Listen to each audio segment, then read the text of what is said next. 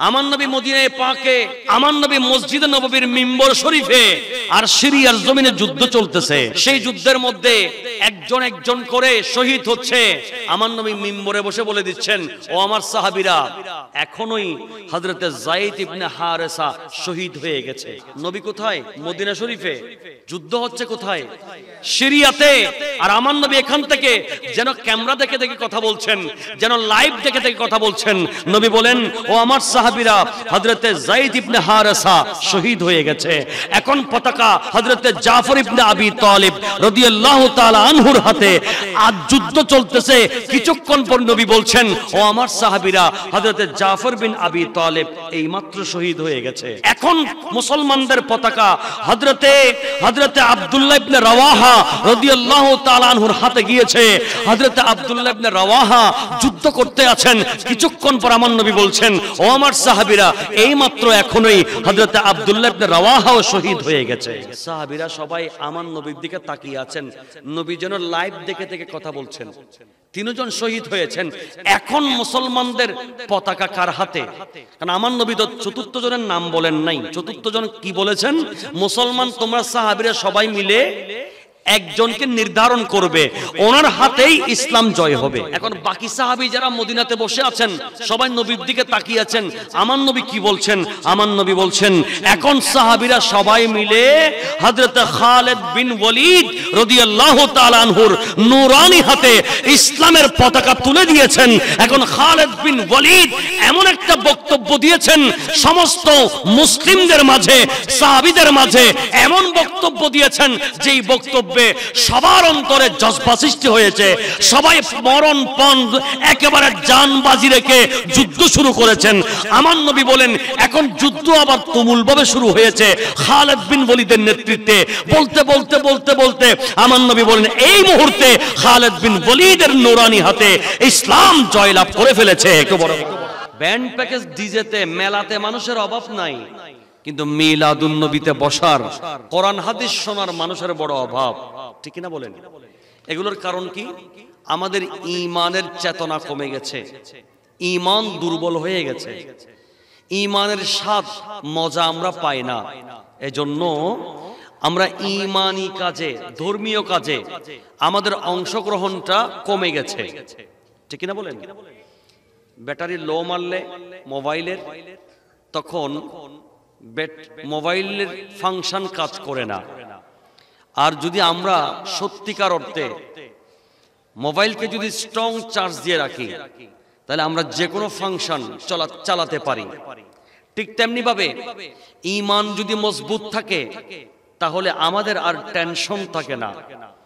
আল্লাহ পাক আমাদের ঈমানকে মজবুত রাখার এবং ইহকালে দুনিয়াতে ভালো কাজগুলোতে অংশগ্রহণ করে শরীক হয়ে সিস্টেম, আমাদের পরিবারে, সমাজে এই ভালো কাজের সিস্টেমটা যেন আমরা জারি রাখতে পারি।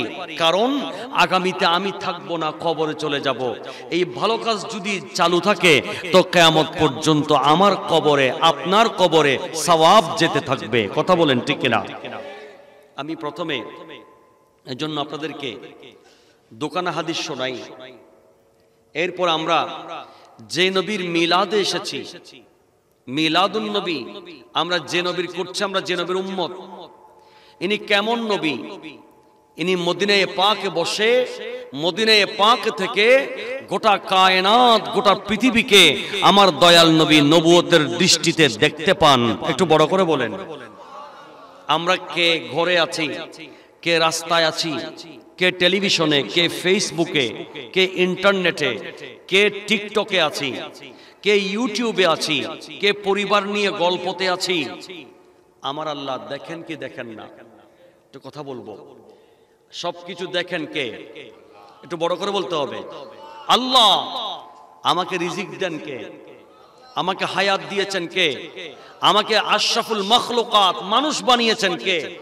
তো সেই আল্লাহ, আমি আপনি আল্লাহর জিক্রের মাহফিলে আসি কিনা, আমি জিক্রের মাহফিলে সহযোগিতা করি কিনা, এটা আমার আল্লাহ দেখেন কি দেখেন না? ঠিক তেমনি ভাবে আমার দয়াল নবীকে সব কিছু দেখার ক্ষমতা দিয়েছেন কে?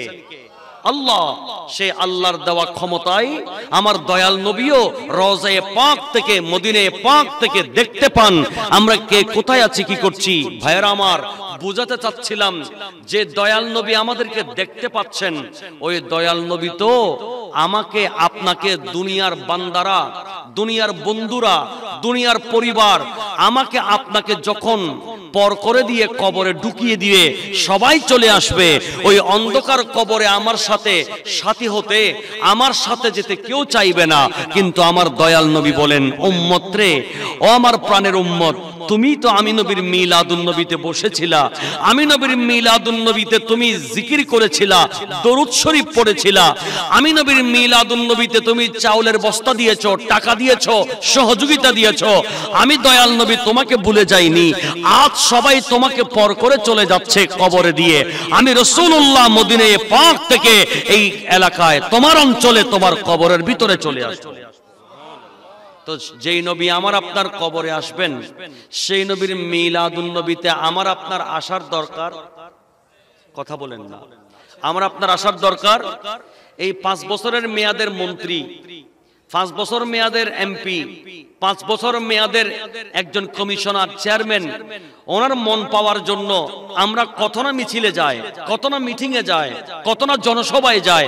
ওনাকে একটু নিজের চেহারাটা দেখাবো, একটা ফুল দিয়ে বরণ করি, একটা ক্র্যাশ দিয়ে থাকি, একটা বক্তব্য দিই, ওনার জন্য ব্যানার করি, ওনার জন্য ফেসবুকে পোস্ট করি। কথা বলেন। তো আমি আপনি একজন নেতাকে দেখাবার জন্য, যে নেতার মেয়াদ মাত্র 3 বছর, 5 বছর, 4 বছর, 5 বছর পর শেয়ার উল্টে যায়, তখন নেতাকে আর চিনি না, নেতাও আমাকে চিনে না। নেতা নিজে পালাইতে পালাইতে শেষ। নেতা নিজে দেখা দিবে কোত্থেকে, নেতার অস্তিত্ব নাই। কথা বলেন ঠিক না? তো সেখানে আমি আপনি একজন নেতাকে যদি ক্ষণিকের ফ্যাসিলিটি বুক করার জন্য, বুক করার জন্য আমি যদি এত কিছু করতে পারি, রাতের অন্ধকারে পর্যন্ত, রাত 12টা বাজে ডাক দিলে দৌড় দিই। আমার দয়াল নবী তো আমার আপনার সাধারণ মানুষের মতো নন। দয়াল নবী তো সৈয়দুল আম্বিয়া, ইমামুল মুরসালিন। আমার দয়াল নবী তো যখন আমাকে সবাই ফেলে চলে যাবে, সেই অন্ধকার কবরে আমার নবী এসে বসে যাবে। সেই নবীর মিলাদুন নবীতে আসার দরকার আছে। আল্লাহ আমাদের সবাইকে যেন তৌফিক দেন। আমার দয়াল নবী বলছেন, পৃথিবীর জমিনে একজন ঈমানদার ঈমানের স্বাদ পাবে না, ঈমানের মিষ্টতা, ঈমানের স্বাদ, মজা পাবে না, যতক্ষণ পর্যন্ত তার মাঝে 3টা গুণ থাকবে না। কয়টা গুণ?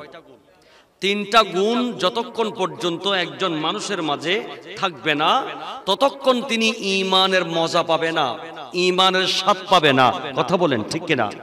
এখন আমরা হাদিস শুনি, খেয়াল করেন। আমার দয়াল নবীর হাদিস, হযরত আনাস ইবনে মালিক রাদিয়াল্লাহু তাআলা আনহু থেকে বর্ণনা। হযরত আনাস রাদিয়াল্লাহু তাআলা আনহু বর্ণনা করছেন, যিনি আমার নবীর 10 বছর পর্যন্ত খেদমত করেছেন। আমরা বর্তমান যুগে আর কি ফিতনার যুগে এসে গেছি।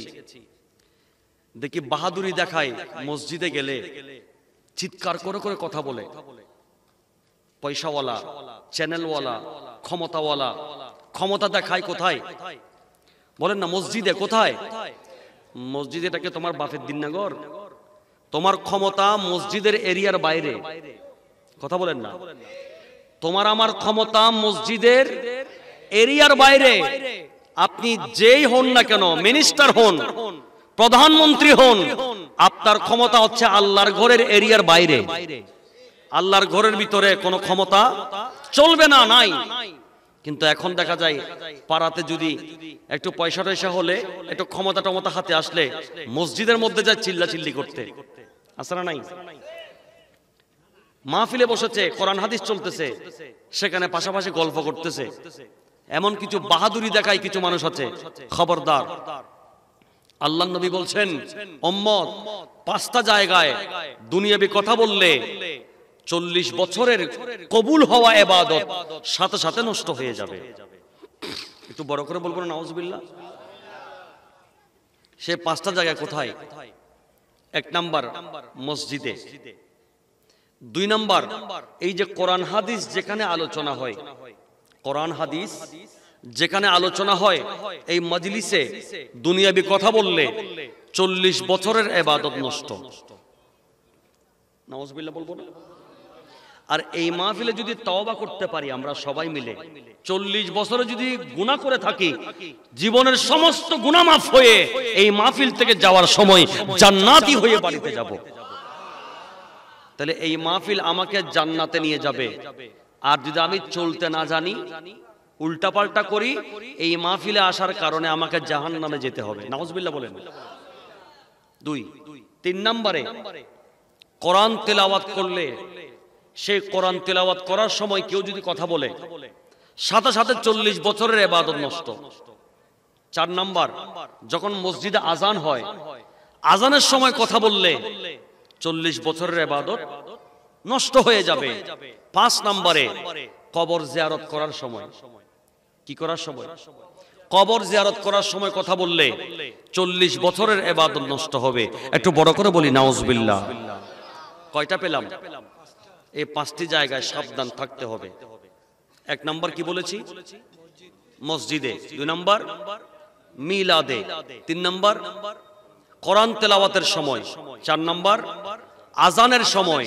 5 নাম্বার কবর জিয়ারতের সময়। কয়টা জায়গা বললাম? 5টা জায়গায়। এই 5 জায়গায় কেউ যদি কথা বলে 40 বছরের ইবাদত নষ্ট হয়ে যাবে। একটু বলেন না ঠিক কিনা? আমরা কি এই মাহফিলে বসে কথা বলবো? মসজিদে কথা বলবো?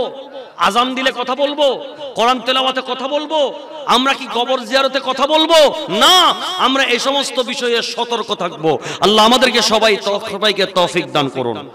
আর একটু বড় করে বলেন আমিন। প্লিজ আমাকে একটু হেল্প করবেন, কথা বলবেন আমার সাথে। কি বলছিলাম?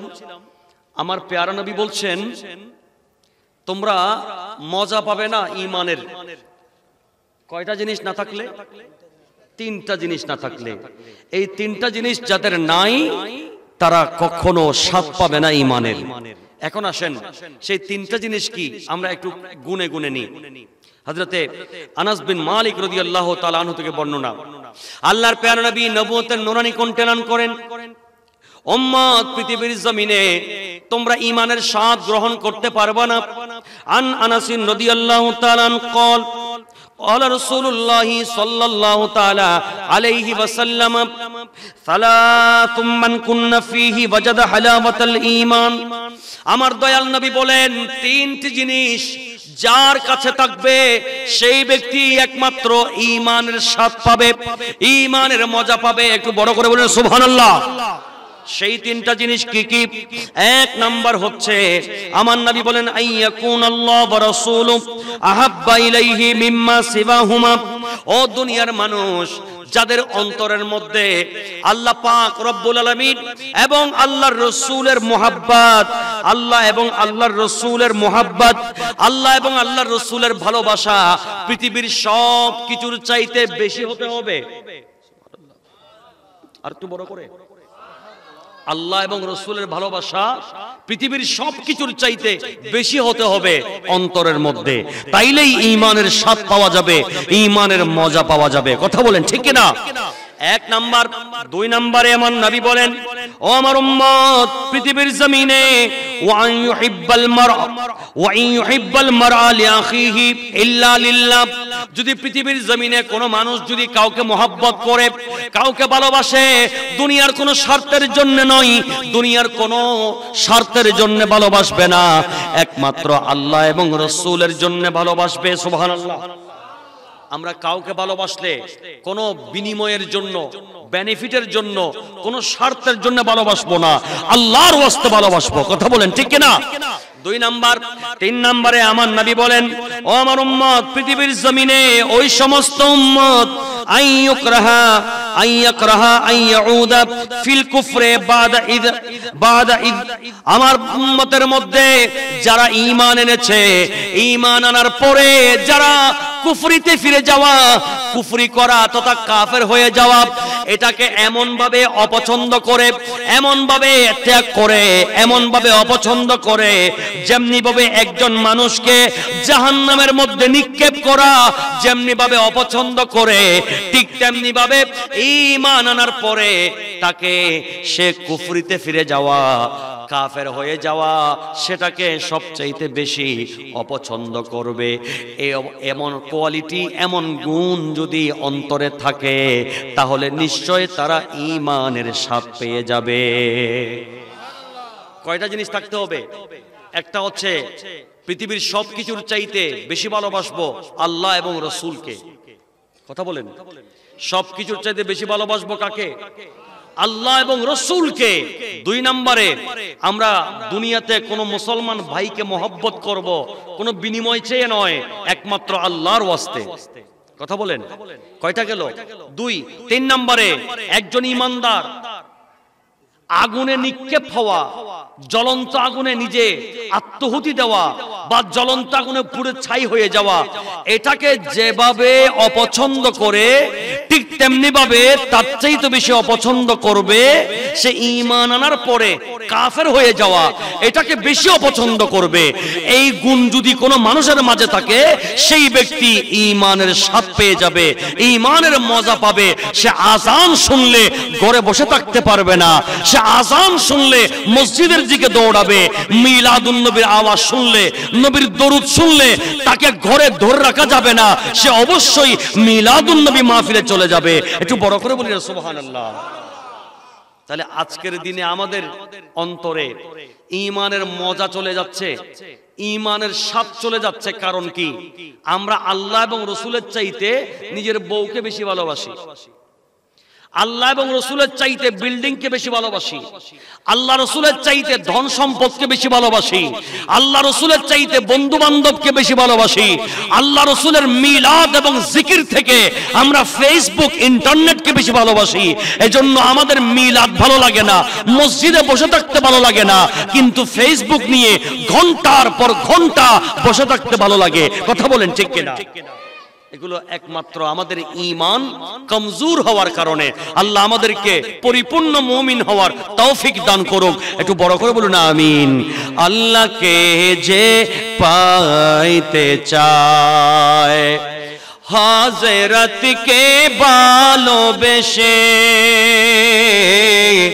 আল্লাহকে যে পাইতে চায় হাজরতকে ভালোবেসে, আরশ কুরসি লৌহ কলম, আরশ কুরসি লৌহ কলম না চাহিতে পেয়েছে সে, হাজরতকে ভালোবেসে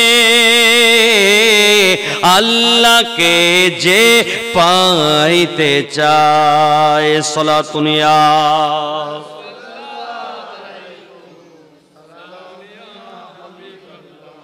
তাহলে এই হাদিস থেকে আমরা 3টা কোয়ালিটি বুঝে নিলাম। ঈমানের স্বাদ পাবো, নামাজের মজা পাবো, জিকিরের মজা পাবো, কোরআন তেলাওয়াতের মজা পাবো, আমরা মিলাদের মজা পাবো, মা বাবার খেদমত করলে ভালো লাগবে, মজা লাগবে, আমাদের মানুষের সেবা করলে, জনগণের সেবা করলে মজা লাগবে, মাদ্রাসার গোলামি করলে, গাউসিয়া কমিটি বাংলাদেশের খেদমত করলে মজা লাগবে, আওলাদ রাসূলকে ভালোবাসলে নিজের অন্তরে শান্তি লাগবে। কখন? যদি আমি পরিপূর্ণ মুমিন হতে পারি। তো পরিপূর্ণ মুমিন কখন হব?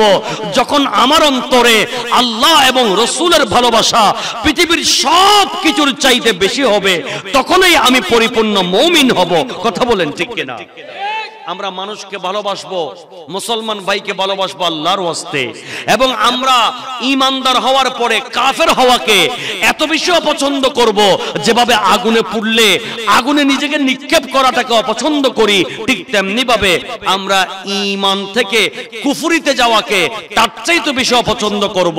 এতেই আমরা পরিপূর্ণ পাক্কা মুমিন হতে পারবো। কথা বলেন ঠিক কিনা? আল্লাহ যেন তৌফিক দেন। আমার নবীর উম্মত হতে পেরে আমরা ভাগ্যবান, আমাদের খুশনসিব। কথা বলেন ঠিক কিনা?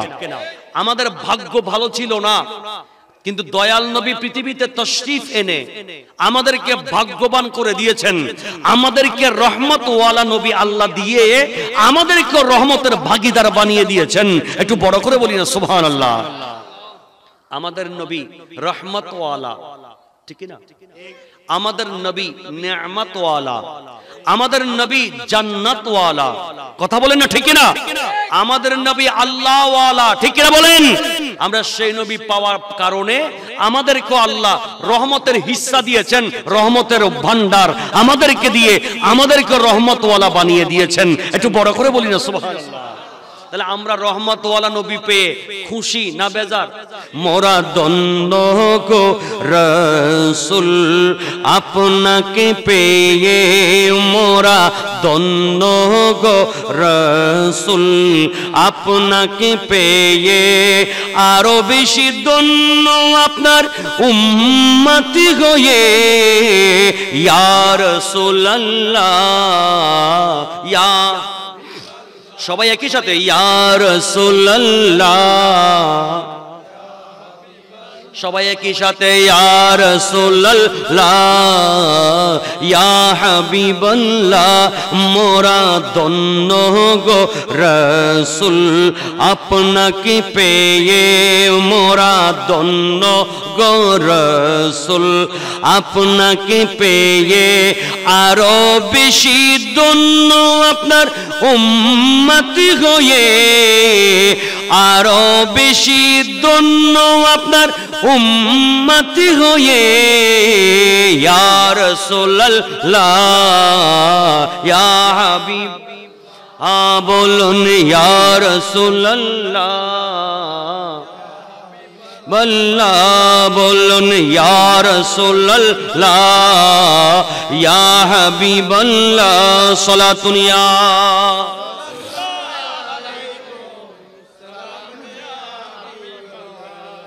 এখন আসেন, আমার দয়াল নবী এসে আমাদেরকে রহমতওয়ালা বানিয়ে দিয়েছেন, আল্লাহর কাছ থেকে আমাদেরকে রহমত নিয়ে দিয়েছেন, কথা বলেন ঠিক কিনা?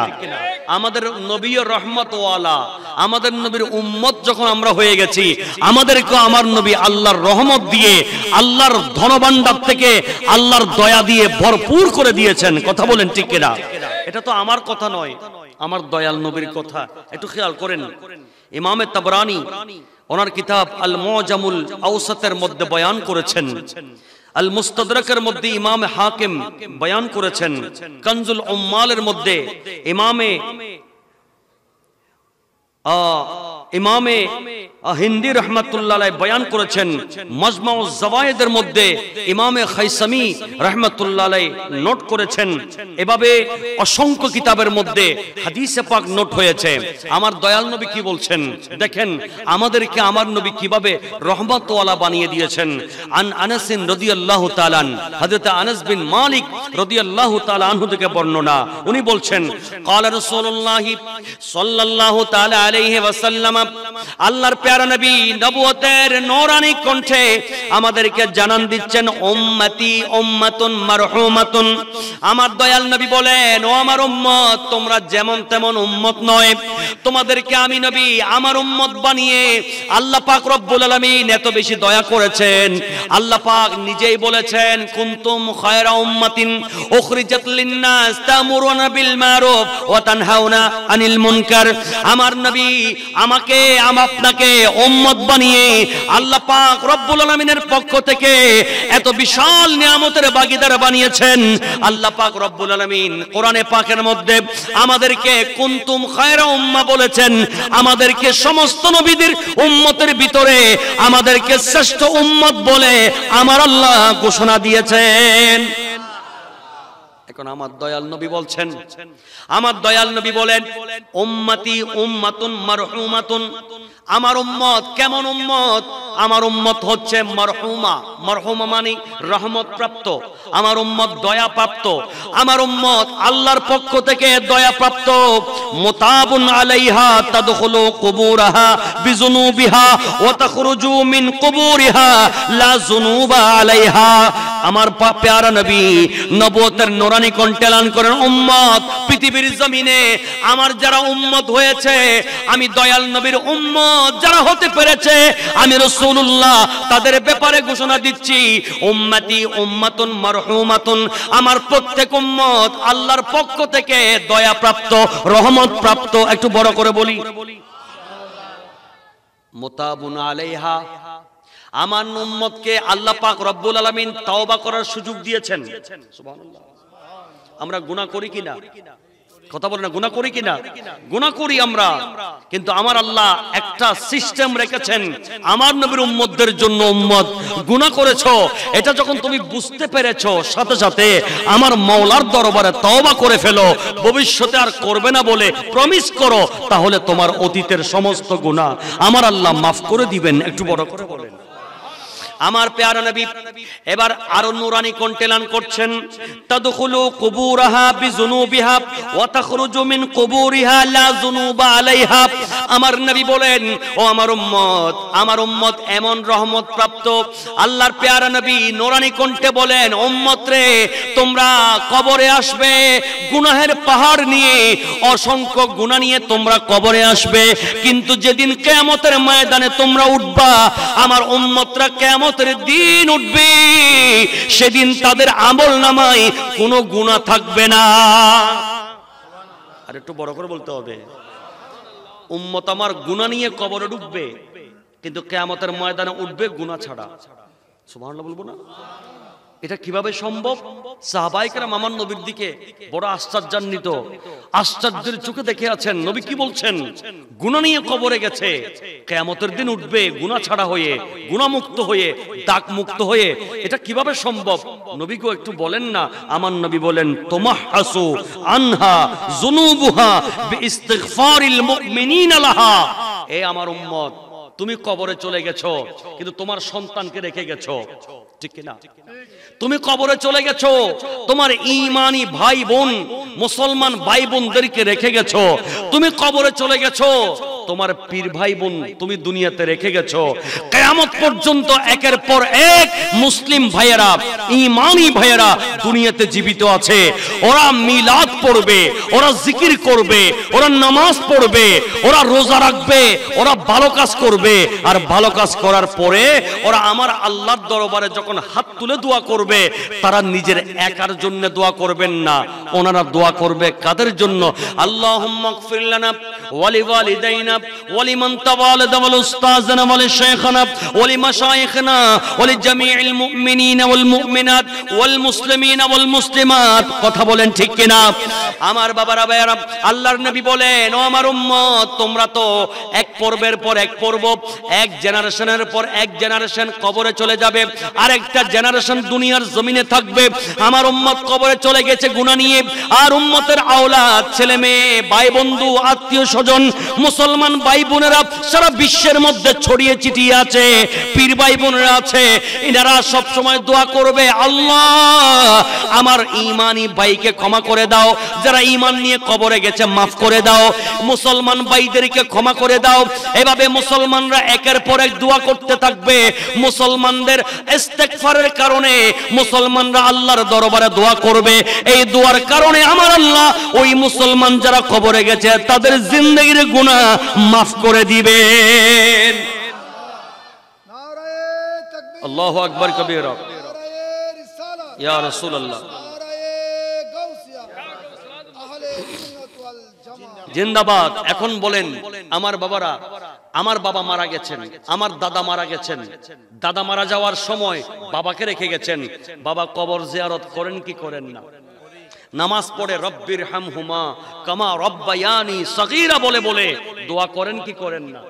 আমরা যারা মুসলমান আছি, সমস্ত মুসলমানরা দোয়া করার সময় বলি, আল্লাহ বিশ্বের সকল ঈমানদার মুসলিম নরনারী যারা ঈমান নিয়ে কবরে চলে গেছেন, সবার কবরে কবরে আজকের মিলাদুন নবীর সওয়াব পাঠিয়ে দাও, আজকের দরুদ শরীফের সওয়াব পৌঁছিয়ে দাও, আজকের ফাতিহার সওয়াব পৌঁছিয়ে দাও। বলি কি? কথা বলেন না, বলি কি না? তো এই যে আমরা মুসলমান যারা বেঁচে আছি, যারা ইন্তেকাল করেছেন, তাদের জন্য ইস্তেগফার করি, গুনাহ মাফ চাই। এই জন্য আল্লাহ পাক রব্বুল আলামিন মুসলমানদের দোয়ার কারণে যারা আগে চলে গেছেন কবরে, তাদের জিন্দেগির গুনাহ পরবর্তী মুসলমানদের দোয়ার উসিলায়, ইস্তেগফারের উসিলায় গুনাহগুলো ক্ষমা করে দিয়ে তাদেরকে আল্লাহ গুনাহমুক্ত করে কিয়ামতের ময়দানে তুলবেন। তো আমরা গুনাহ মাফ করবার জন্য এই ধরনের মিলাদুন নবীর মাহফিল করি। বলেন এবার, দরুদ শরীফ পড়লে গুনাহ মাফ হয় কি হয় না? জিকির করলে গুনাহ মাফ হয় কি হয় না? কোরআন হাদিসের আলোচনা শুনলে, আলোচনা করলে গুনাহ মাফ হয় কি হয় না? তো এই মিলাদুন নবী ফাতিহা ইয়াজদাহুম, এই মাহফিল গানের অনুষ্ঠান নয়, নাচের অনুষ্ঠান নয়, এটা গুনাহের অনুষ্ঠান নয়, এটা ইবাদতের অনুষ্ঠান, এটা গুনাহ মাফ চাওয়ার অনুষ্ঠান, ইস্তেগফারের অনুষ্ঠান, জিকির এবং দরুদ শরীফের অনুষ্ঠান। এটা কখনো বেদাত হতে পারে না, এটা কখনো হারাম হতে পারে না, বরং এটা আল্লাহর রহমত পাওয়ার, গুনাহ মাফ পাওয়ার বিশাল একটা ওসিলা। কথা বলেন ঠিক কিনা? তো এই মাহফিল চলবে না বন্ধ হবে? একটু বড় করে বলেন। এই ধরনের নূরানি মিলাদুন নবী মাহফিল, গাউসিয়া শরীফ প্রতি মাসে, দাওয়াতুল খায়ের মাহফিল যেখানে মাসআলা মাসাইল শেখানো হয়, এই ধরনের মিলাদ, এই ধরনের অনুষ্ঠান চললে আমাদের গুনাহ মাফ হবে কি হবে না? আমাদেরকে আল্লাহ সওয়াব দিবেন কি দিবেন না? আল্লাহ আমাদের এলাকার উপর, আমাদের উপর রহমত দিবেন কি দিবেন না? তো যেই কাজ করলে রহমত পাওয়া যায়, যেই কাজ করলে সওয়াব পাওয়া যায়, যেই কাজ করলে গুনাহ মাফ পাওয়া যায়, সেই কাজে যদি বাধা দেই তাহলে বুঝবো ঈমানদার নয়, মানুষরূপী শয়তান। কথা বলেন না? মানুষরূপী, মানুষের রূপ নিয়ে শয়তান আছে না নাই? শয়তান কখনো ভালো কাজের মধ্যে উৎসাহ দিবে? ভালো কাজের মধ্যে সহযোগিতা দিবে না। শয়তান সব সময় চাইবে বনি আদম, আদম সন্তানকে বাধা দিতে, আদম সন্তানকে দূরে রাখতে। কথা বলেন ঠিক কিনা? আল্লাহ পাক রব্বুল আলামিন আমাদের প্রত্যেককে ভালো কাজের মধ্যে এগিয়ে যাওয়ার, ভালো কাজ যেগুলোতে মুসলমানদের জন্য দোয়া করা হয়, রহমত কামনা করা হয়, এই ধরনের মিলাদুন নবী মাহফিল ফাতিহা ইয়াজদাহুম যেন আমাদের এলাকায় নয়, সারা বিশ্বের মধ্যে যেন চলমান থাকে। আল্লাহ যেন তৌফিক দান করেন। একটু বড় করে বলি আমিন। একটু দরুদ শরীফ পড়ি। আল্লাহুম্মা সাল্লি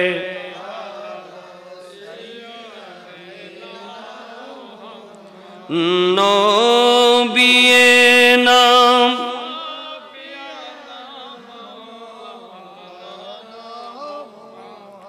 खुसरवी अच्छी लगी ना, सरवरी अच्छी लगी, हम फकीरों को मदीने की गली अच्छी लगी। अल्लाहुम्मा सल्ले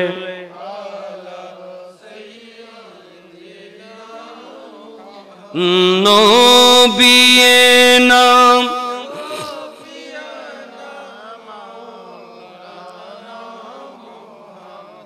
এখন আসেন আমার দয়াল নবী, এই মিলাদুন নবীতে আমরা কারা এসেছি, কারা আসি নাই? পেয়ারা নবী। দেখেন আমাদের নবীকে দেখার ক্ষমতা দিয়েছেন কে? এলমে গায়েবের মালিক বানিয়েছেন কে? মূলত এলমে গায়েব আছে আল্লাহর, এলমে গায়েবের মালিক একমাত্র আল্লাহ। আর আমার দয়াল নবীকে এলমে গায়েবের মালিকানা দিয়েছেন, এলমে গায়েব জানিয়ে দিয়েছেন কে? আল্লাহ। সেই নবীজির মিলাদুন নবী আমরা কারা করি, কারা করি না, কারা আসি, কারা আসি না, আল্লাহ যেমন দেখেন, আল্লাহর দেওয়া ক্ষমতায় আমাদের নবীও দেখেন। কথা বলেন ঠিক কিনা? এটার দলিল তো কোরআন হাদিসে বুড়ি বুড়ি আছে। একটু খেয়াল করি, হিজরি অষ্টম হিজরিতে, কত হিজরি? অষ্টম হিজরিতে জঙ্গে মুতা, মুতার যুদ্ধ সংগঠিত হয়েছে। যে মুতার যুদ্ধের মধ্যে 3000 সৈন্যবাহিনী, আমার নবী, সাহাবায়ে কেরাম, 3000 সাহাবীরা মুতার যুদ্ধের মধ্যে, সিরিয়ার মধ্যে, সিরিয়ার একটি একেবারে নিকটস্থ জায়গা যেটার নাম মুতা, ওই মুতার যুদ্ধের মধ্যে আমার নবী সৈন্যবাহিনী প্রেরণ করেছেন 3000 সাহাবীকে। একটু বড় করে বলেন, আর একটু মহব্বতে বলি। এই জঙ্গে মুতার মধ্যে যখন আমার নবী সাহাবীদেরকে পাঠাচ্ছেন, তখন আমার দয়াল নবী বলছেন, ভাষণ দিচ্ছেন, সবাইকে নিয়ে ব্রিফিং দিচ্ছেন, ব্রিফ করছেন। খেয়াল করেন আমার বাবারা, বায়ান আল্লাহর প্যারা নবী, দো জাহানের বাদশা নবী, আমার প্যারা নবী ব্রিফ করছেন আমার দয়াল নবী, সেখানে ব্রিফিং করছেন, বক্তব্য দিচ্ছেন। আমার নবী বলেন, ও দুনিয়ার মানুষ, ও আমার সাহাবায়ে কেরাম, তোমরা যাবে মুতার যুদ্ধের মধ্যে। মুতাতে যখন তোমরা যাবে, সেই মুতার যুদ্ধে আমি তোমাদেরকে সেনাপতিকে থাকবে, লিডকে দিবে, নেতৃত্বকে দিবে, সরদার কে হবে, কার হাতে মুসলমানদের পতাকা থাকবে। আমি একটা একটা করে সবার নাম বলে দিচ্ছি। প্রথম নম্বরে যার হাতে মুসলমানদের পতাকা থাকবে উনি হচ্ছেন হযরতে যায়েদ ইবনে হারেসা রাদিয়াল্লাহু তাআলা। এরপরে হযরতে যায়েদ ইবনে হারেসা যখন শহীদ হয়ে যাবেন, এরপরে যার হাতে মুসলমানদের এই পতাকা যাবে উনি হবেন হযরতে জাফর তাইয়ার জাফর ইবনে আবি তালিব রাদিয়াল্লাহু তাআলা। এরপরে যার হাতে এই মুসলমানদের পতাকা যাবে তিনি হবেন হযরতে খালিদ বিন ওয়ালিদ রাদিয়াল্লাহু তাআলা। একটু বড় করে বলেন সুবহানাল্লাহ। আমার দয়াল নবী বলেন, এক নম্বরে যায়েদ ইবনে হারেসা, দ্বিতীয় নম্বরে হযরতে জাফর ইবনে আবি তালিব, তৃতীয় নম্বরে হযরতে আব্দুল্লাহ ইবনে রাওয়াহা। কয়জন? তিনজন। যায়েদ ইবনে হারেসা, হযরতে জাফর ইবনে আবি তালিব এবং আব্দুল্লাহ ইবনে রাওয়াহা। কয়জন হলো? তিনজন। আমার দয়াল নবী এখনো মুতার যুদ্ধ শুরু হয় নাই, এখনো সাহাবায়ে কেরাম সিরিয়াতে যান নাই। নবী সবাইকে ডেকে ব্রিফিং দিচ্ছেন। প্রথম সেনাপতি হবেন হযরতে যায়েদ ইবনে হারেসা। আর যায়েদ ইবনে হারেসা যখন শহীদ হয়ে যাবেন, তখন মুসলমানদের পতাকা নেবেন হযরতে জাফর ইবনে আবি তালিব রাদিয়াল্লাহু তাআলা। জাফর ইবনে আবি তালিব শহীদ হলে এরপরে মুসলমানদের পতাকা হাতে নেবেন হযরতে আব্দুল্লাহ ইবনে রাওয়াহা। আব্দুল্লাহ ইবনে রাওয়াহা শহীদ হয়ে গেলে তখন মুসলমানরা সবাই তোমরা মিলে একজনকে তোমরা পতাকা হাতে তুলে দিবে, আর তার হাতেই মুসলমানরা জয়ী হবে। আর একটু বড় করে বলতে হবে। এখনো কি যুদ্ধ হয়েছে? হয় নাই। যুদ্ধ হওয়ার আগেই নবীজি বলে দিচ্ছেন, আগে যায়েদ ইবনে হারেসা শহীদ হবে, ওনার পরে হযরত জাফর ইবনে আবি তালিব, জাফর ইবনে আবি তালিবের পরে আব্দুল্লাহ ইবনে রাওয়াহা। নবী কয়জনের নাম বলে দিলেন? তিনজন। এরপরে তোমরা সবাই মিলে একজনকে দিবা, মুসলমানদের এই পতাকা ওনার হাতেই জয় হবে। কি বুঝতে পারলেন? আমার দয়াল নবী ভবিষ্যৎবাণী করে দিয়েছেন, ঠিক না? ভবিষ্যৎবাণী করে দিয়েছেন, এই পৃথিবীর জমিনের মানুষ যারা আমার নবীর ইলমে গায়েবকে অস্বীকার করতে চাও, যারা আমার নবীর অদৃশ্যের জ্ঞানকে অস্বীকার করতে চায়, আমার দয়াল নবী দেখেন প্রমাণ দিচ্ছেন। এখনো মুতার যুদ্ধ শুরু হয় নাই, মুতার যুদ্ধ এখন স্টার্ট হয় নাই। মুতার জমিনে, সিরিয়ার জমিনে এখনো সাহাবায়ে কেরাম যান নাই। আমার দয়াল নবী আগেই বলে দিচ্ছেন কার পরে কে শহীদ হবে, কার পরে কে শহীদ হবে, কার পরে কে শহীদ হবে, এরপরে কার হাতে মুসলমানদের পতাকা থাকবে, কে মুসলমানদের সৈন্যবাহিনী নিয়ে জয় হয়ে আসবে, এটা আমার নবী আগে ভাগেই বলে দিয়েছেন। একটু বড় করে বলেন সুবহানাল্লাহ। হযরতে যায়েদ ইবনে হারেসা মনে মনে খুশি হয়ে গেছেন, হযরতে জাফর ইবনে আবি তালিব খুশি হয়ে গেছেন, হযরতে আব্দুল্লাহ ইবনে রাওয়াহা খুশি হয়ে গেছেন যে আমার নবীর জবান মোবারক দিয়ে যেহেতু বের হয়ে গেছে, আমরা ঈমান রাখি, বিশ্বাস রাখি রাসূল নিজের থেকে কোনো কথা বানায়ে বলেন না, আমার আল্লাহ যেটা ওহী নাজিল করেন আমার দয়াল নবী সেটাই বলে থাকেন। নবী কথা বলেন নিজের থেকে নাকি আল্লাহর ওহী থেকে? আল্লাহ যা ওহী নাজিল করেন সেটাই আমার দয়াল নবীর নূরানি জবান দিয়ে বের হয়। কথা বলেন ঠিক কিনা? তাইলে আমার দয়াল নবী ওহী ছাড়া কথা বলেন না। কি বোঝা গেল? নবী আমাদের মতো। কথা বলেন না। নবী আমাদের মতো নয়, নবী আমাদের 10 জনের মতো নয় তো নয়, নবী অন্য কোন নবীর মতও নয়। আমাদের নবীকে আল্লাহ অন্যান্য নবীদের চাইতে শ্রেষ্ঠত্ব দান করেছেন। একটু বড় করে বলতে হবে সুবহানাল্লাহ। তাহলে নবী আগে ভাগে বসে বলে দিচ্ছেন যে আমার অমুক সাহাবী শহীদ হবে, অমুক সাহাবী শহীদ হবে। হযরতে আব্দুল্লাহ ইবনে রাওয়াহা শহীদ হবে, তিনজনের পরে চতুর্থ নম্বরের যার হাতে থাকবে তার হাতে জয় হবে মুসলমানরা। তাহলে বোঝা গেল সাহাবায়ে কেরাম এটা বুঝে ফেলেছেন যে এই ব্যক্তি, এই তিনজন ফিরে আসবে না, এই তিনজন মুতার যুদ্ধের মধ্যে শহীদ হবে। এটা আমার নবী আগেভাগেই বলে দিয়েছেন, এটাকেই ইলমে গায়েব বলে। একটু বড় করে বলেন, একটু বড় করে বলবো না সুবহানাল্লাহ। নবী জানেন কি জানেন না? अव्वल आखिरी सब कुछ जाने, देखे बईदो करीब। अव्वल आखिरी सब कुछ जाने, देखे बईदो करीब। गायब की खबर देने वाला अल्लाह का प्यारा हबीब नबी जी। अल्लाह अल्लाह अल्लाह इल्लाह अल्लाह अल्लाह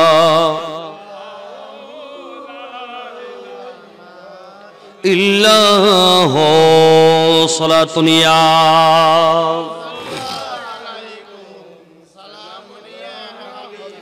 जो हो चुका है जो होगा, हुजूर जानते हैं तेरी आता से खुदाया। हुजूर जानते हैं। একটু বড় করে বলেন সুবহানাল্লাহ। আর একটু বড় করে বলেন, कहाँ मरे गाबू जहल उतबाओ शैबा।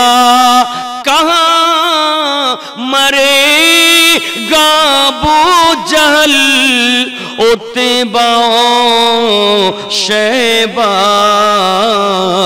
के जंगे बद्र का नक्शा हुजूर जानते हैं।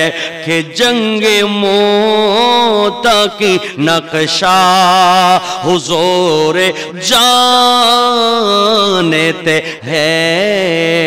सलातुनिया।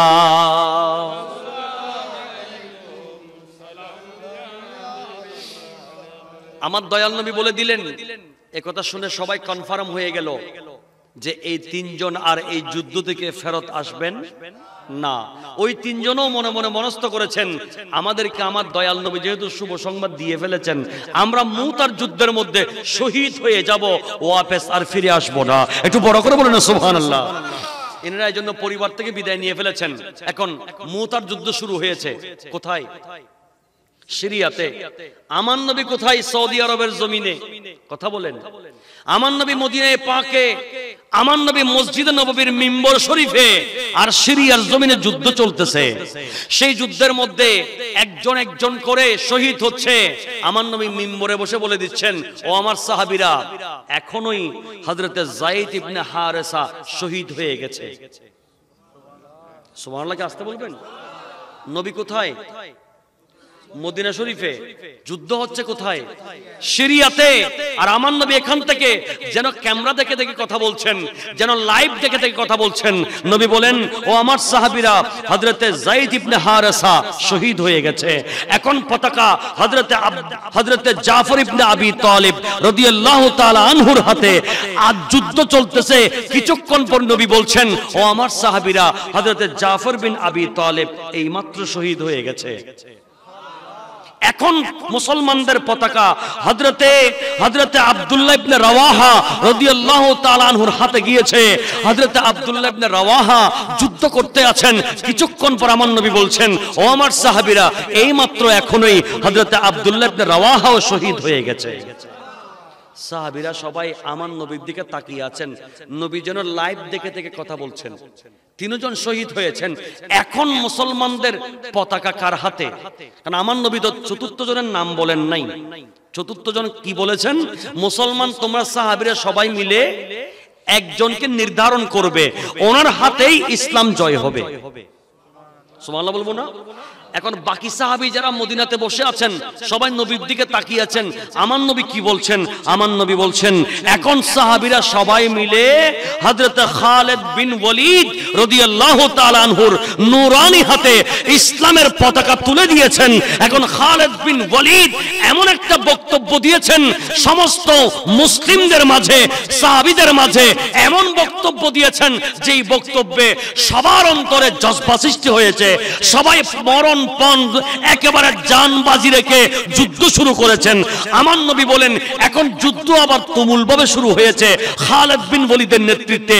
বলতে বলতে বলতে বলতে আমার নবী বলেন, এই মুহূর্তে খালিদ বিন ওয়ালিদের নূরানি হাতে ইসলাম জয়লাভ করে ফেলেছে। একটু বড় আল্লাহু আকবার কবীরা।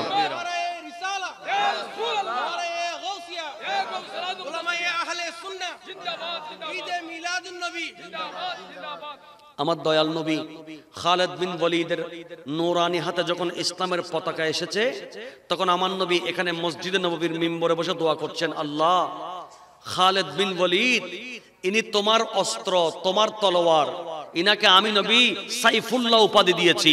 আল্লাহ, উনি তোমার দ্বীন জিন্দা করার জন্য তলোয়ার চালাচ্ছে। আল্লাহ, আমি তাকে সাইফুল্লাহ উপাধি দিলাম। হযরতে খালিদ বিন ওয়ালিদ তার হাতে যেন ইসলাম জয় হয়।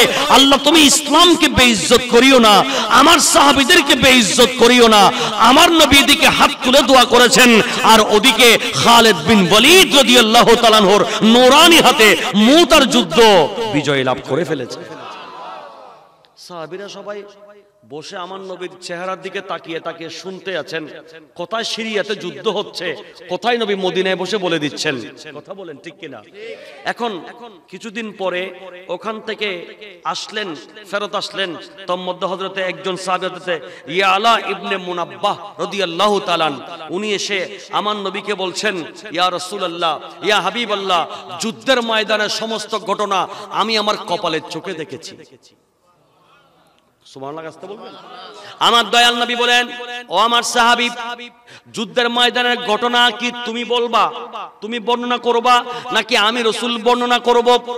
সাহাবী চুপ হয়ে গেলেন। ইয়া রাসূলুল্লাহ, ইয়া হাবিবাল্লাহ, আমি কিভাবে বলতে পারি যেখানে আপনি রাসূলের নূরানি জবান মোবারক দিয়ে কথা বের হবে? আমার নবী এবার একটা একটা করে বয়ান করা শুরু করলেন। যুদ্ধের ময়দানের শুরু থেকে শেষ পর্যন্ত গোটা ঘটনা আমার নবী মদিনা শরীফে বসে বসে বলে দিয়েছেন। হযরতে ইয়ালা ইবনে মুনাব্বা, আমার নবী সাহাবী যিনি যুদ্ধের ময়দানে ছিলেন, উনি আমার নবীর দিকে তাকিয়ে আছেন। নবী বলতে আছেন একটার পর একটা ঘটনা, গোটা মুতার যুদ্ধের ঘটনা শুরু থেকে শেষ পর্যন্ত।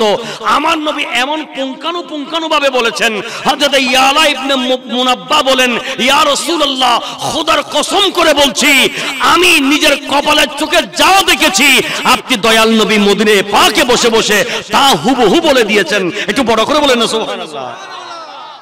এরপরও কি বলবেন আমাদের নবীর ক্ষমতা নাই?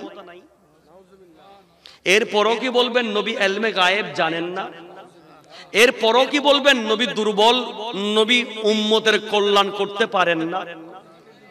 এই ধরনের কথা যদি কেউ বলে ঈমান থাকবে? কথা বলেন, ঈমান থাকবে? আল্লাহ আমাদের সবাইকে এই ধরনের বদ আকীদা, খারাপ আকীদা থেকে দূরে থেকে আহলে সুন্নাত ওয়াল জামাতের আকীদার উপরে অটল ও বিচল থাকার তৌফিক দান করুন। একটু বড় করে বলি না আমিন। একটু দরুদ শরীফ পড়ি। আল্লাহুম্মা সাল্লি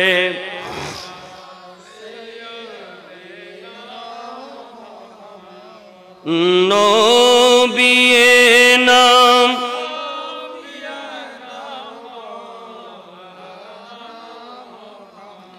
যাই হোক, আমরা মিলাদুন নবী করছি কোন নবীর? যে নবী মদিনায় বসে গোটা কায়নাতকে দেখতে পায়। কথা বলেন না? এই দেখার ক্ষমতা দিয়েছেন কে? একটু জোরে বলতে হবে, কে? আমার আল্লাহর দেওয়া ক্ষমতা বলে নবী দেখতে পারেন, আল্লাহর দেওয়া ক্ষমতা বলে নবী আসতে পারেন।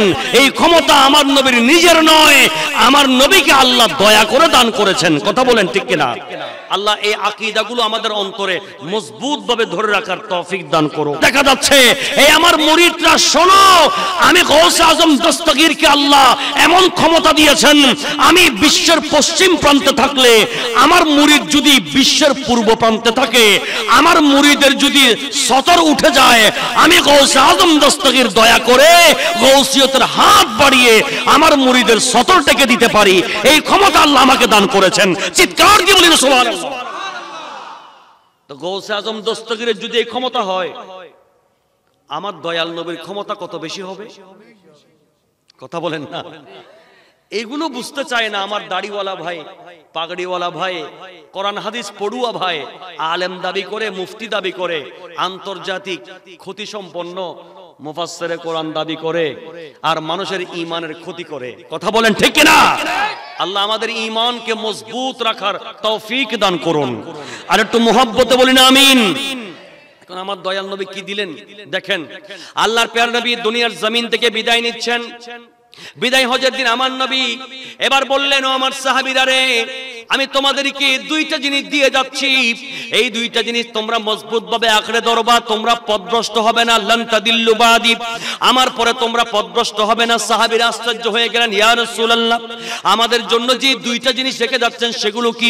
আমার নবী বলেন, কোরআনে পাক, কিতাবুল্লাহ, আল্লাহর কোরআন আমি তোমাদেরকে দিয়ে যাচ্ছি 30 পারা কোরআন। আরেকটা জিনিস দিয়ে যাচ্ছি ওয়া ইতরাতি, আমি রাসূলের আহলে বাইত, আমি রাসূলের আওলাদ, আওলাদের রাসূলকে তোমাদেরকে দিয়ে যাচ্ছি। তোমরা যদি এগুলোকে মজবুত ভাবে আঁকড়ে ধরো, লান তাদিল্লু বাদি, কিয়ামত পর্যন্ত তোমরা পথভ্রষ্ট হবে না। আরেক riwayat আছে নবীর সুন্নতের কথা বলেছেন, কিতাবুল্লাহ ওয়া সুন্নতি, আমি রাসূলের সুন্নতকে তোমরা যদি মজবুত ভাবে আঁকড়ে ধরো, তোমরা কখনো পথভ্রষ্ট হবে না। কথা বলেন ঠিক কি না? এখন আমার নবী আমাদেরকে কোরআন দিয়ে গেলেন, আওলাদ রাসূল দিয়ে গেলেন, আর সেই আওলাদ রাসূলের দামান ধরেছেন। আওলাদ রাসূলের দামান ধরে এগিয়ে যাচ্ছেন যেই সংগঠন, সেই সংগঠনের নাম হচ্ছে গাউসিয়া কমিটি বাংলাদেশ। কথা বলেন ঠিক কি না? গৌসে পাক আমার নবীর আওলাদ, এতে কোনো সন্দেহ নাই।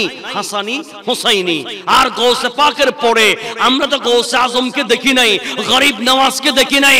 আমরা বাংলার জমিনে নবীর 41তম বংশধর, 39, 40, 41তম বংশধর শাইন শাহ শ্রীকোট সৈয়দ আহমদ শাহ শ্রীকোটি রহমতুল্লাহ আলাইহি, খাজা বানিয়ে জশ্নে জুলুসে ঈদে মিলাদুন নবী সাল্লাল্লাহু আলাইহি ওয়াসাল্লাম, তরজমান আহলে সুন্নাতের প্রতিষ্ঠাতা, গাউসিয়া কমিটির প্রতিষ্ঠাতা হুজুর খাজা তৈয়ব শাহ রহমাতুল্লাহ আলাইহিকে দেখেছি।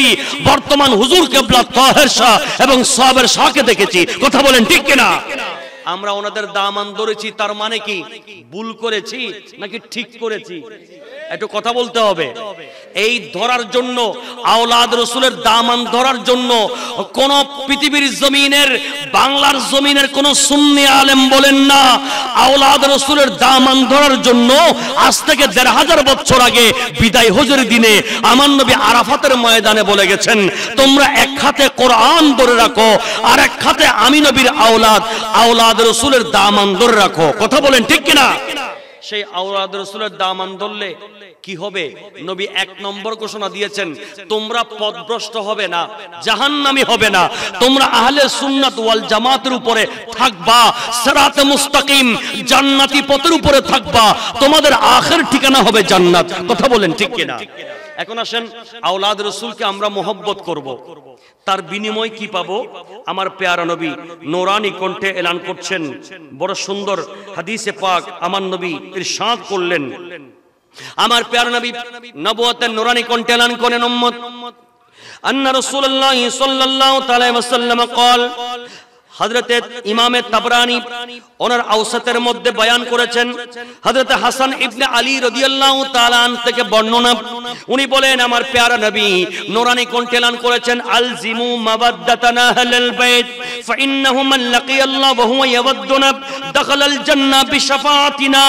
ও আমার উম্মত, পৃথিবীর জমিনে খেয়াল রাখো, তোমরা মনে রাখো, আমি রাসূলুল্লাহ তোমাদের জন্য জানিয়ে দিচ্ছি, যেই ব্যক্তি আমি রাসূলুল্লাহর আওলাদদেরকে, আওলাদ রাসূলকে মুহাব্বত করবে, তোমরা আওলাদ রাসূলের মুহাব্বতকে লাজিম করো, তোমাদের জন্য আবশ্যক করে নাও।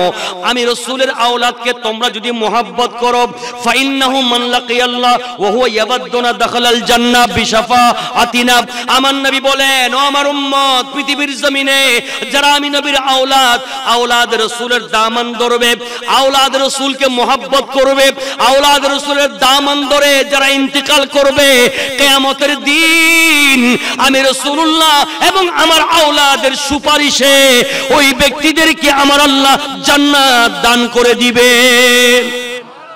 আর একটু বড় করে বলতে হবে, তাহলে কিয়ামতের ময়দানে আওলাদ রাসূল সুপারিশ করবেন, ঠিক না?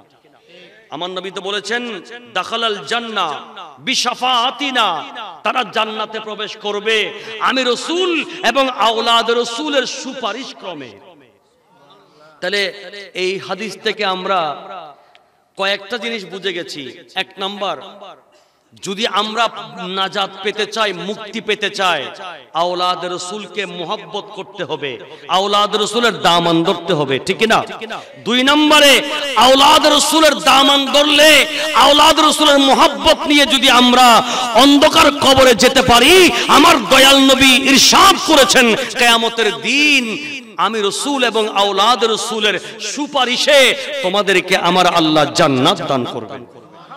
এখন বলেন, আমরা আওলাদ রাসূলকে মুহাব্বত করে, আওলাদ রাসূলের দামান ধরে, ওনাদের সুপারিশে কিয়ামতের ময়দানে জান্নাতে যেতে চাই কি চাই না? দুই হাত তুলে বলতে চাই, আমরা আওলাদ রাসূলকে মুহাব্বত করে, গাউসিয়া কমিটির দামান ধরে, আওলাদ রাসূলের দামান ধরে, আওলাদ রাসূলের সুপারিশে জান্নাতে যেতে চাই। কথা বলেন ঠিক কিনা? আর একটু মুহাব্বতে বলি, ঠিক না বে ঠিক? আমরা আওলাদ রাসূলের দামান ছাড়বো না, ঠিক কিনা? আল্লাহ যেন এই দামান ধরে কবরে যাওয়ার তৌফিক দেন। আর একটু মুহাব্বতে বলি না আমিন? আমার নবী আল্লাহর দেওয়া ক্ষমতা বলে, নবী যেমন দিতে পারেন উম্মতকে, ঠিক তেমনি ভাবে গৌসে পাক, গরিব নওয়াজ, শাহিন শাহে শ্রীকুট, আউলিয়ায়ে কেরামও আমার নবীর উম্মতকে, আউলিয়ায়ে কেরামের মুরিদ ভক্তদেরকে নেয়ামত দিতে পারেন। এই ক্ষমতা কে দিয়েছেন? একটু কথা বলেন, কে দিয়েছেন? আর নিয়ামত দেওয়ার মালিক কে? আরো বড় জোরে বলেন না, নিয়ামত দেওয়ার মালিক কে? আল্লাহ। আল্লাহ ডাইরেক্ট কাউকে দেন না, কোন উসিলা দিয়ে দান করেন। কথা বলেন না, ঠিক কিনা? আমাদেরকে নিয়ামত দেওয়ার জন্য, রহমত দেওয়ার জন্য উসিলা হচ্ছে আমার দয়াল নবী, আমার দয়াল নবীর পরে উসিলা হচ্ছে আওলাদ রাসূল। এজন্য আমরা আওলাদ রাসূলের দামান ধরে রাখি, ঠিক কিনা বলেন? তো গাউসিয়া কমিটি বাংলাদেশ আমাদেরকে ভালো পথে ডাকে, জান্নাতের পথে ডাকে, নাকি খারাপ পথে ডাকে? তা আমাদেরকে গাউসিয়া কমিটি জান্নাতের দিকে ডাকছে, নবীর সুপারিশের দিকে ডাকছে। আমাদেরকে গাউসিয়া কমিটি আহলে সুন্নাত ওয়াল জামাতের দিকে ডাকছে, সিরাতে মুস্তাকিমের দিকে ডাকছে। তা আমরা ভুল বুঝবো কেন?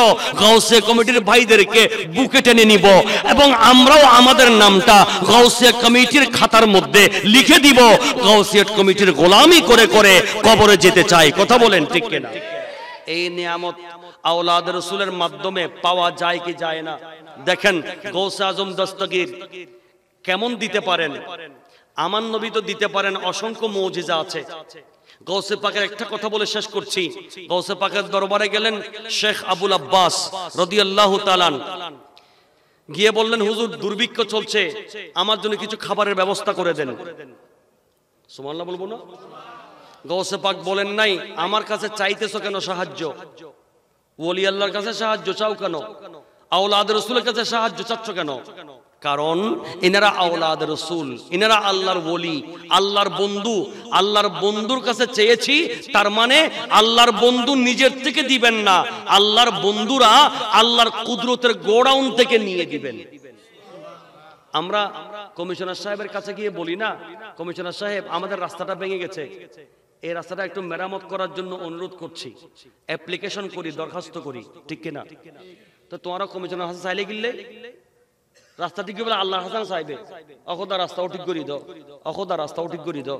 কমিশনার হাসান চাইলেই কিন্তু সিঁড়ি করব, শোনো মতে, যারা বলে ওলি আল্লাহর কাছে চাইও না, নবীর কাছে চাইও না, শিরিক হবে, তা আমি বলবো ভাই তুমি নেতার কাছে যাও পোস্ট চাওয়ার জন্য, অমুক এলাকার সভাপতি নাতলা আইব বস এন আর দিবেন দে, তার দিবেন দে যে হইও না আর দিউন ফতকা না আর দিউন, ইয়ে না তো শিরিক। চাওয়া যাবে না আল্লাহ ছাড়া কারো কাছে, ভাই আল্লাহ ছাড়া কারো কাছে চাওয়া যাবে না, এটা ঠিক না। আমরা ওলি আল্লাহর কাছে চাই, মূলত ওলি আল্লাহকে ওসিলা করি। ওলি আল্লাহ হচ্ছে ওসিলা, আমার নবী হচ্ছেন ওসিলা, কিন্তু মূলত দিবেন কে? আল্লাহ। আমার বাবার হযরত গাউসে আজম দস্তগীরের কাছে শেখ আবুল আব্বাস চাইলেন। আবুল আব্বাস বলেন, ওগো গাউসে আজম দস্তগীর, দুর্ভিক্ষ চলছে, খাবার দেন, খাবারের কিছু ব্যবস্থা করে দেন। গাউসে আজম দস্তগীর 10 শেরওয়ালা 10 কেজিওয়ালা একটা গমের থলে দান করলেন। এই শেখ আবুল আব্বাস, এটা নিয়ে যাও, বাড়িতে গিয়ে খেতে থাকো বিসমিল্লাহ বলে। তোমার স্ত্রীকে বলবা কখনো যেন ওজন না দেয়, ওজন যেন না দেয়, খবরদার ওজন দিবে না, বিসমিল্লাহ বলে খেতে থাকো, বিসমিল্লাহ বলে খেতে থাকো। একটু বড় করে কি বলে, কি বলে? বিসমিল্লাহ বলে। আজকাল তো আমাদের মুখে বিসমিল্লাহ নাই, কথা বলেন না।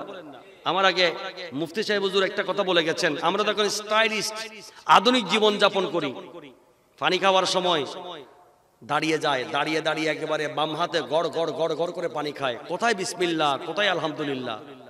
কথা বলেন না। এটা নাকি ফ্যাশন, মনে রাখতে হবে বাম হাতে খাওয়া এটা শয়তানের কাজ, আর ডান হাতে খাওয়া এটা আমার নবীজির সুন্নাত। কথা বলেন না, ঠিক কিনা? আমার ভাইরা, কি বলতে হবে খাওয়ার শুরুতে? আরো জোরে, আরো জোরে। প্রত্যেক ভালো কাজের শুরুতে কি বলবো? বিসমিল্লাহ বলবো। ঘর থেকে বের হওয়ার সময়, খাবার শুরু করার সময়, গাড়িতে ওঠার সময়, প্রত্যেক ভালো কাজের শুরুতে বিসমিল্লাহ থাকবে। কথা বলেন ঠিক না? আজকালকার যুগের মা বোনরা, এখন কিছু মা বোন এমন আছে যাদের মুখে বিসমিল্লাহ নাই, রান্না শুরু করতেছে বিসমিল্লাহ নাই। কথা বলেন না। এমন কিছু মা বোন দেখা যায় আমাদের সমাজে, রান্নার সময় মাথার কাপড় নেই,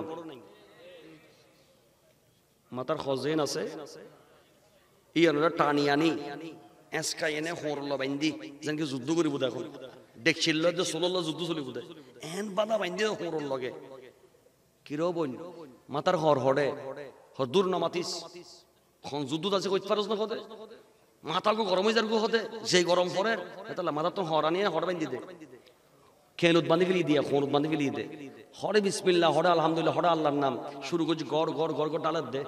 সোয়াবিন তেল 200 টাকা কেজি হইলো, এটারা লাগিয়েছো আই না যায়, আমি জানকি ফৌরে পানি ডালে রেডি। কথা কনা ঠিক না?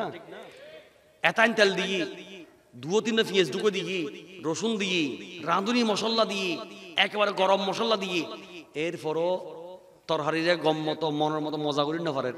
কিন্তু আমাদের মা, আমাদের দাদিরা বিসমিল্লাহ বলেছেন, মাথার কাপড় দিয়েছেন, আল্লাহর নাম নিয়ে রান্না শুরু করেছেন, সামান্য তেল দিয়েছে, একটা রসুন দিয়েছেন, সামান্য মশলা দিয়েছেন, বাস হাতে গুটে দিয়েছেন, বরুণা দিয়ে দিয়েছেন, আল্লাহর নাম নিয়ে নামাইছেন, বিসমিল্লাহ বলে বেড়েছেন, খাওয়ার পর আলহামদুলিল্লাহ বলেছেন। ওই খাবারের সেন্ট পুরো বাড়িতে ছড়িয়ে গেছে, ওই খাবার মুখের মধ্যে লেগে আছে, এত স্বাদ হয়েছে। কথা বলেন ঠিক কিনা? এগুলো কিসের বরকত জানেন? কথা বলেন কিসের?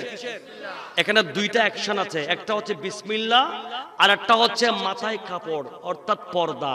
পর্দার কারণে ওনার হাতের মধ্যে বরকত এসে গেছে, বিসমিল্লাহর কারণে ওনার কাজের মধ্যে বরকত এসে গেছে। কথা বলেন ঠিক কিনা?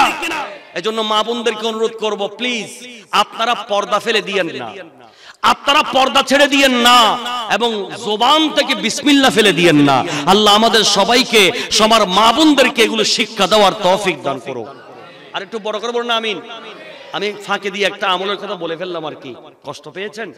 শেখ আবুল আব্বাস ঘরে গেলেন, স্ত্রী এটা নাও 10 কেজি গম, সেটা 10 কেজি এটা বলেন নাই, তোলে তো পুরাপুরি বিসমিল্লাহ বলে নিবা, আটা পিসবা, আটা রুটি বানাবা, খাবা, নিজেও খাবে, পরিবারকেও খাওয়াবে, আত্মীয় স্বজন আসলে সমাজবাসী এলাকাবাসী তাদেরকেও খাওয়াবে। স্ত্রীও নেককার, স্ত্রী বলে ঠিক আছে ওজন দিব না, বিসমিল্লাহ বলে নিচ্ছে, আটা বানিয়ে রুটি বানিয়ে খাচ্ছে, মেহমানদেরকেও দিচ্ছে, খেতে খেতে 1 বছর 2 বছর না 5 বছর। কয় কেজি গম? 10 কেজি গম। খাইছে কয় বছর? 5 বছর। আর তো 5 বেলা দিত না, বেতে বছর কি দিয়া 5 বছর। 5 বছর চলে গেছে, এরপর থলে আগে যেরকম এখনো সেরকম। এখন বউ মানুষ তো, মাইফা মানুষ তো, মরদ পয়ে না ওয়াক গোহন রাইত পারে, মাইফা হদিন কি হারবার কৌশবাগর দরবার তো আইনি দে, ঠিক আছে ঠিক আছে। 10 কেজি এত থইলে থইলে বেঁধে দিয়ে 1 ফোড়ন কমে 5 বছর গিয়ে গুই জামা যেত শরীর গিয়ে আস্তে করে দিয়ে ফলার তুলি মনে নমানার দে জনমাতার হও না। এলে আর কিছু মা বোন আছে দে ফেটার মধ্যে হতা নজারা দে বুরুত বুরু সারিয়ে দাসানা নাই। আর মরদ ফল আল্লাহ ই তো স্পিড ব্রেকার দিই, ই তো গিটটা আছে না দরিস না, ঈদ বিস্কিন দিগ আর আছে তুই চাইও আজিয়ে আর মাত তো নাই আর বনুত নাই, মা বোনে কোনো আল্লাহবে ন দে এই বলতে স্পিড ব্রেকার। আর মরদ ফল হতা আইবের সময় ঈদ একবার বাজি যাই, কিন্তু মাই ফল দেবে দোগ্য লোক বলি গড় গড় গড় গড় গড় গড় এনে সিডি কাছে সারি দিয়ে দেরি ফিতে করে আজার করে ফেলি হই দে হতা হইতে আছে, হতা হইতে আছে নন স্টপ, ঠিক কিনা? গোড়া বাজার বয় ফেলি এডে হাজির দরবার চলে, যতক্ষণ সুযোগ দিবে তোর হতা করবো দে মুখিয়ে নে নন স্টপ চলে দে ফিরি হয়ে গিয়ে দেবো।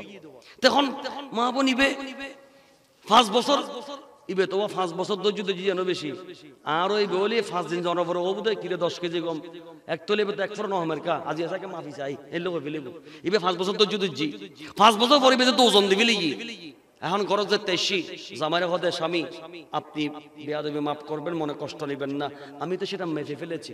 হচ্ছে কলে কি মাফি ফেলিও দে গৌসে পাকে বলেছেন এখান থেকে বিসমিল্লাহ বলে খাইতে থাকবা, এখান থেকে কখনো ওজন দিবা না, তোমরা সব সময় খাইতে থাকো। আমার গৌস আজম দস্তগীরের কথার বিপরীত হয়েছে, দেখা যায় সেই 10 কেজি ওজনের ওয়ালা গম 5 বছর খাওয়ার পরে 7 দিনের মাথায় থলে গোটাও শেষ হয়ে গেছে। কেন? ওলির কথার বিরুদ্ধে গিয়েছে, ওলির কথার বিপক্ষে গিয়েছে। কথা বলেন ঠিক কিনা? তা আমি বলতে চেয়েছিলাম ভাইরা আমার গৌসে আজম দস্তগীরের দরবার থেকে 10 কেজি ওয়ালা একটা গমের থলে দিয়েছেন, সেটা খেয়েছেন বিসমিল্লাহ বলে 5 বছর খাওয়ার পরও শেষ হয় না। আমার গৌসে আজমের দরবার থেকে আমরাও যদি নিয়ামত পাই আমাদের নিয়ামত শেষ হবে না। এটা আমাদের ঈমান, আমাদের আকীদা, আমাদের বিশ্বাস, এটা আহলে সুন্নাত ওয়াল জামাতের আকীদা। কথা বলেন ঠিক কিনা? আমরা সেই আকীদা বিশ্বাস করি কি করি না? 2 হাত তুলে বলেন আমরা আহলে সুন্নাত ওয়াল জামাতের আকীদা বিশ্বাস করি। কথা বলেন ঠিক কিনা? সেই আহলে সুন্নাত ওয়াল জামাতের মহাজোট সারা বাংলার সমস্ত সুন্নিরা আজ এক হয়েছে, সমস্ত পীর এক হয়েছে, সমস্ত সুন্নি আমাদের সমর্থক এক হয়েছে। সারা বাংলার সুন্নিরা আজ ঐক্যবদ্ধ হয়ে সুন্নি মহা ঐক্যজোট আহলে সুন্নাত ওয়াল জামাতের মহা ঐক্যজোট ডাক দিয়েছে।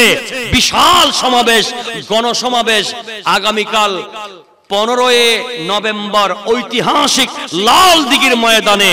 আমরা সবাই আপন আপন জায়গা থেকে আগামীকাল লাল দিঘির ময়দানে 2টায় লাল দিঘির ময়দানে গিয়ে প্রমাণ করে দেব আমরা পীর যার যার সুন্নিয়ত সবার প্রত্যেক দরবার থেকে আহলে সুন্নাত ওয়াল জামাতের অনুসারীরা আমরা আর পীর পীর বলে ভেদাভেদ করব না। আপন আপন পীর খানাকায় থাকবে, রাস্তায় ময়দানে সবাই বীর হয়ে ময়দানে ঝাঁপিয়ে পড়ব। আকীদার ক্ষেত্রে আমরা সবাই আহলে সুন্নাত ওয়াল জামাত। কথা বলেন ঠিক কিনা? 2 হাত তুলে বলেন রাজি আছি না নাই? আগামীকালের মহা সমাবেশ ঐতিহাসিক লালদিঘির ময়দানে আসার দরকার আছে না নাই? আমরা সুন্নিরা সবাই এক, এটা জানান দিয়ে দেব। আগামীকাল চট্টগ্রাম থেকে সারা বাংলার সমস্ত মিডিয়ার মাধ্যমে সারা ওয়ার্ল্ড বিশ্বকে জানাবো আমরা সুন্নিরা আর বিভক্তি নয়, সবাই ঐক্যবদ্ধ হয়েছি। কথা বলেন ঠিক কিনা? না হলে তো বাতিলপন্থীরা আস্তে আস্তে করে সমস্ত জায়গা দখল করছে। আগামীতে দেখবেন আহলে সুন্নাত ওয়াল জামাতের এক একটা আকীদার ব্যাপারে ওরা হুমকি দিবে। এখন তো মাত্র 20-50-100টা মাজার ভেঙেছে। দেখবেন যদি বাতিল ফিরকারা যদি মাথাচাড়া দিয়ে ওঠে তো বাংলার জমিনের হাজার হাজার মাজারওয়ালা যাদের মাধ্যমে আমরা ইসলাম পেয়েছি ওরা একটা মাজারও রাখবে না, সমস্ত মাজারের মধ্যে বোমা হামলা করার দুঃসাহস দেখাবে। কথা বলেন ঠিক কিনা? এজন্য সুন্নিরা আর ঘরের ভিতরে বসে থাকার সময় নাই, আমরা এদিক সেদিক তাকাবার সময় নাই, কে কার মুরিদ সেটা দেখার সময় নাই। সুন্নি যদি হয়ে থাকি সবাই ঐক্যবদ্ধ হয়ে যাব। আমরা 5টা আঙ্গুল 5 জায়গায় ছিলাম। বাতিল পন্থীরা মনে করেছিল যে সুন্নিরা কখনো পারবে না, না না, আমরা 5 জন 5 ভাই 5 জায়গায় ছিলাম।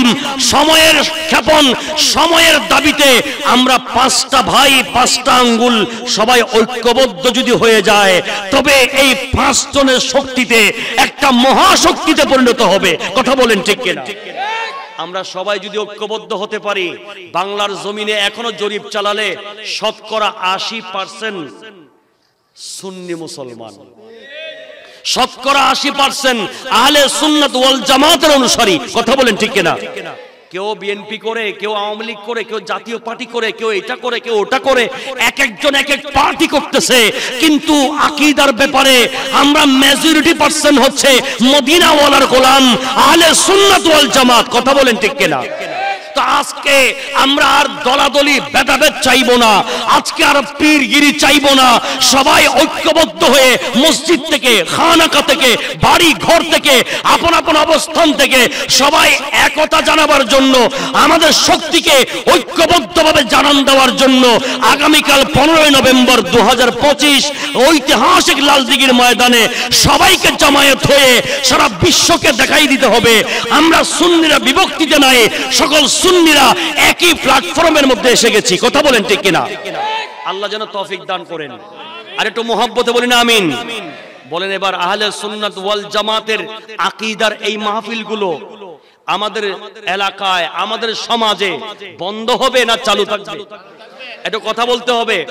আমরা আওলাদ রাসূলের দামান ধরে, আওলাদ রাসূলের সুপারিশ ক্রমে, আমার দয়াল নবীর সুপারিশে জান্নাত পর্যন্ত পৌঁছতে চায়। তো যদি জান্নাত পর্যন্ত পৌঁছতে চায়, এই নূরানী মিলাদুন নবী মাহফিল, আওলাদ রাসূলের স্মরণের মাহফিল, জিকিরের মাহফিল, দরুদের মাহফিল, কোরআন সুন্নাহর মাহফিল, এই জায়গায় আমরা কিয়ামত পর্যন্ত দেখতে চাই। কথা বলেন ঠিক কিনা? তো যদি কিয়ামত পর্যন্ত এই মাহফিলকে জারি করতে হয়, জারি রাখতে হয়, এই মাহফিলের সহযোগিতা দেওয়ার দরকার। একটু কথা বলবো, সহযোগিতা দেওয়ার দরকার। আমরা আজকের রাতে আমরা সবাই ওয়াদাবদ্ধ হব, এই মাহফিল ততদিন থাকবে যতদিন রহমান বাড়িতে একজন সুন্নি মুসলমান, নবী প্রেমিক, আওলাদ রাসূল প্রেমিক থাকবে, ততদিন এই মাহফিল চলতে থাকবে। কথা বলেন ঠিক কিনা? এই মাহফিলকে আমরা জান প্রাণ দিয়ে, মাল সম্পদ দিয়ে এই মাহফিলকে জিন্দা করব। এই মাহফিল জিন্দা হলে ইসলাম জিন্দা থাকবে, কোরআন সুন্নাহর বয়ান থাকবে, মানুষের আকীদা শুদ্ধ হবে, আমল সংশোধন হবে, আমাদের মুইয়ত যারা ইন্তেকাল করেছেন তাদের কবর জান্নাতের বাগান হবে। কথা বলেন ঠিক কিনা? এই মাহফিলকে আমরা জান প্রাণ দিয়ে, ধন দৌলত দিয়ে সহযোগিতা করতে রাজি আছি না নাই? একটু ডান হাতটা আল্লাহর দরবারে একবার তুলে বলতে চাই, মওলা তোমার নবীর মিলাদ, আওলাদ রাসূলের এই আলোচনা আমরা জিন্দা রাখতে চাই। কথা বলেন ঠিক কিনা? আলহামদুলিল্লাহ রাব্বিল আলামিন ওয়াল আকিবাতু লিল মুত্তাকিন ওয়াসসালাতু ওয়াসসালামু আলা সাইয়্যিদিল মুরসালিন ওয়া আলা আলিহি ওয়া আসহাবিহি আজমাইন। আয় আল্লাহ, গভীর রাত পর্যন্ত গৌসে কমিটি বাংলাদেশের উদ্যোগে আজিম শান 12তম ঈদে মিলাদুন নবী সাল্লাল্লাহু আলাইহি ওয়াসাল্লাম মাহফিল ফাতিহা ইয়াজদাম সহ শুরু থেকে শেষ পর্যন্ত আগামী বছরের জন্য যারা 10,000, 5,000, 3,000 এভাবে দিয়েছেন, আরো দিবেন, যারা দিবেন প্যান্ডেল, লাইটিং, মাইকিং, আল্লাহ লাকড়ি দিবেন, তেল দিবেন, টাকা দিবেন, পয়সা দিবেন, সহযোগিতা দিবেন, আল্লাহ সবগুলো আপনার শাহী দরবারে কুদরতের হাত বাড়িয়ে কবুল করে নাও। যা সওয়াব দান করবেন কোটি গুণ বৃদ্ধি করে কামলিওয়ালা নবীর নূরানি কদমে পাকে পৌঁছায়া দাও। সকল আম্বিয়া কিরাম, আওলাদে পাক, আজওয়াজে মুতাহহারা, সাহাবায়ে কিরাম, তাবিঈন, তাবিঈন, শুহাদায়ে কিরাম, আউলিয়ায়ে কামিলিন, বুজুরগানে দ্বীনের রওজায়ে পাকে পৌঁছায়া দাও। মুমিন মুমিনাত, মুসলিমিন মুসলিমাত, আমরা যারা হাত তুলে দিলাম, আমাদের যত মুরব্বী দুনিয়া থেকে বিদায় নিয়েছেন, রহমান বাড়ি থেকে এই মাহফিল যেদিন শুরু হয়েছিল 12 বছর আগে, যারা টাকা দিতেন, পয়সা দিতেন, মাহফিলে এসে বসে থাকতেন, প্যান্ডেল দিতেন, চাউল দিতেন, গরু দিতেন, ছাগল দিতেন, খাটনি মেহনত দিতেন, কবরে চলে গেছেন এমন অনেক বাবা ভাই মা বোন আছে, প্রত্যেকের কবরে কবরে সওয়াব পৌঁছায়া দাও।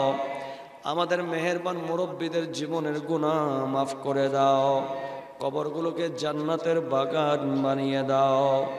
আল্লাহ, আমরা যারা হাত তুলে দিলাম, পর্দানসীন মা বোনরা সহ সকলের জীবনের গুনাহ মাফ করে দাও। আল্লাহ, প্রত্যেকের হায়াতের মধ্যে, এলমের মধ্যে, আমলের মধ্যে, রিজিকের মধ্যে, সুস্থতার মধ্যে, ব্যবসা বাণিজ্য কাজ কারবারে, দেশে বিদেশে কোটি কোটি বরকত দান করে দাও। আল্লাহ, আমাদের মা বোনদেরকে পর্দানসীন আল্লাহওয়ালা নামাজি বানিয়ে দাও। সুখের জীবন, শান্তির জীবন, সুস্থতার জীবন, স্বামীর খেদমতের জীবন নসিব করে দাও। আল্লাহ, আমাদের মুরব্বীদেরকে হায়াত দারাজ করে দাও। আমাদের যুবকদেরকে সচ্চরিত্রবান নামাজি বানিয়ে দাও। আল্লাহ, আমাদের মা বোনদেরকে পর্দাওয়ালা নামাজওয়ালা বানিয়ে দাও। আমাদের ছেলে মেয়ে যাদের লেখাপড়া করছে, আগামীতে বার্ষিক পরীক্ষা শুরু হবে, প্রত্যেককে আল্লাহ পরীক্ষায় আজিমুশান কামিয়াবি দান করো। যাদের ছেলে মেয়ে বড় হয়েছে, বিবাহ শাদীর ব্যবস্থা করে দাও। যারা টাকা দিয়েছে, পয়সা দিয়েছে, খেদমত করেছেন, এক এক টাকার বিনিময়ে কোটি কোটি টাকার বরকত দান করে দাও। গোটা এলাকার উপর রহমত নাজিল করো। আল্লাহ, যারা দিয়েছেন তাদের দানকে কবুল করো। আল্লাহ, যারা প্রতিশ্রুতি দেয় নাই, সবাইকে আগামী বছরে এই মাহফিলের জন্য আল্লাহ সহযোগিতার জন্য দুই হাত বাড়িয়ে দেওয়ার তৌফিক দান করে দাও। আল্লাহ, যারা দিয়েছে এক টাকার বিনিময়ে কোটি কোটি টাকার বরকত দান করে দাও। আমাদের দেশের উপর রহমত নাজিল করো, দেশের জনগণের উপর রহমত নাজিল করো। আল্লাহ, এমন মানুষের হাতে, আল্লাহ এমন নেতার হাতে আমাদের দেশের ক্ষমতা দান করো। আল্লাহ, যাদের মাধ্যমে আহলে সুন্নাত ওয়াল জামাতের বল বালা হবে, দেশের জনগণের জান মাল ইজ্জত হেফাজত হবে। আল্লাহ, দেশের জনগণ শান্তিতে বসবাস করতে পারবে, এমন মানুষের হাতে, নবী প্রেমিক ওলি প্রেমিকদের হাতে ক্ষমতা দান করো। আল্লাহ, এই মাহফিল কিয়ামত পর্যন্ত যেন জারি থাকে তৌফিক দান করো।